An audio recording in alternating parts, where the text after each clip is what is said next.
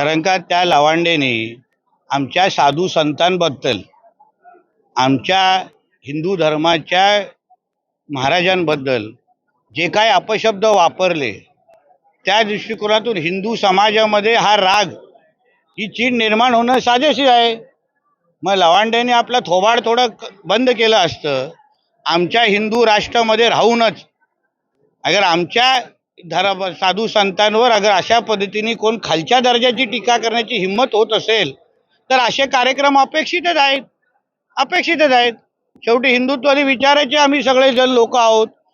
Rashtrawadi Congress, BJP, Shiv Sena हे नंतर, मुळात आम्ही हिंदू आहोत.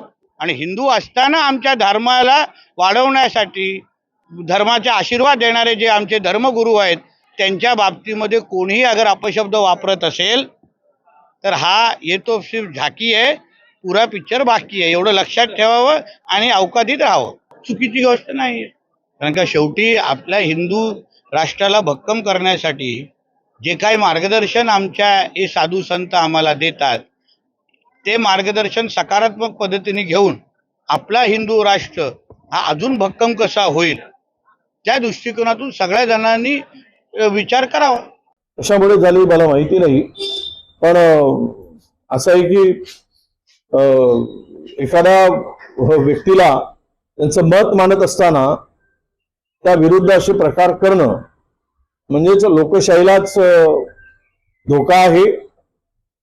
आणि व्यक्ती स्वातंत्र्य असेल, बोलण्याचं स्वातंत्र्य हिरावून घेऊन आम्ही म्हणून तेच तुम्ही बोलावं अशी अपेक्षा आता राज्यामध्ये काही लोकांची झालेली आहे.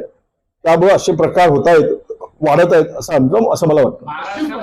प्रथमतः मी हरिभक्त परायण संग्राम बापू भंडारे यांचं अभिनंदनही करतो आणि त्यांचं समर्थनही करतो की अत्यंत उत्कृष्ट प्रकारे त्यांनी आपल्या भावना आज व्यक्त केलेल्या आहेत. आणि त्यांनी जे काही काळं फासलं तर ते करत असताना त्यांनी याच्या मागची भूमिका आपण लक्षात घेतली पाहिजे की कुठंतरी महाराष्ट्राची देशाची एक वेगळी परंपरा आहे आणि ह्या परंपरेमध्ये आपल्या धर्माची पताका ही घेऊन जात असताना या अनेक लोकांनी कुठंतरी आपलं संपूर्ण जीवन धर्माकरता समर्पित केलं आणि आज नाही केलं. हे गेल्या 30-40 वर्षापूर्वी, 50 वर्षापूर्वी काही लोकांनी अगदी कुठलंही कुटुंब न बघता ते स्वतःचं संपूर्ण जीवन फक्त भगव्या ध्वजाकरता समर्पित केलं आहे, धर्माकरता समर्पित केलं आहे, पांडुरंगाकरता केलं, प्रभू रामचंद्राकरता केलं आहे. आणि हे करत असताना कुणीतरी उठतो, जो पक्ष कुठंच नाही, कशातच नाही, कुणीतरी याचा माणूस उठतो, त्यालाही कोणी खात नाही, पण तो उठून डायरेक्ट असा यादी वाचतो जसं काय त्याला कुठला तरी अधिकार, कुणीतरी शासकीय अधिकारी असा का दिला, एखादा कुणीतरी इन्कम टॅक्सचा अधिकारी असेल किंवा कुठला पोलीस आयुक्त आहे आणि तो गुन्हेगारांची यादी वाचतो. अशा प्रकारे यादी वाचण्याचं काम त्या व्यक्तीने केलं. आणि त्यामुळे बापूंनी जे केलं आहे तर बापूंचं आम्ही खऱ्या अर्थानं एक हिंदुत्ववादी कार्यकर्ते म्हणून आम्ही संपूर्ण महाराष्ट्राच्या वतीनं, सकल हिंदू समाजाच्या वतीने त्यांचं अभिनंदन करतो की अत्यंत योग्य भूमिका ही बापूंनी बजावली, योग्य रीतीने त्याचं केलं. आणि इथून पुढच्या काळामध्ये असं जर कुणी ह्या साधू संतांबद्दल जर बोलत असेल, बापूंनी त्यांच्यावर वैयक्तिक त्यांचं नाव घेतलं म्हणून नाही केलं, पण बापू ज्या लोकांना आदर्श मानतात, या क्षेत्रामध्ये काम करणाऱ्या अनेक लोकांना आदर्श मानतात, ह्या लोकांच्या बद्दल बापूंच्या भावना दुखावल्या गेल्या आणि त्यामुळं बापूंनी आज कुठेतरी ह्या पद्धतीनं कुठेतरी आपला एक निषेध व्यक्त केला आहे.